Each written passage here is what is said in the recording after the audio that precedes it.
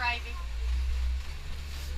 The second goal, however, is for humans and animals to find new ways to live harmoniously together on this planet we share.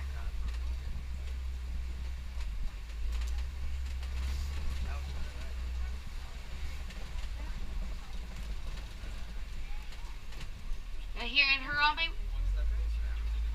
here in town and on the reserve, we're named after the word Harambe. Harambe is an old Swahili phrase which means to come together.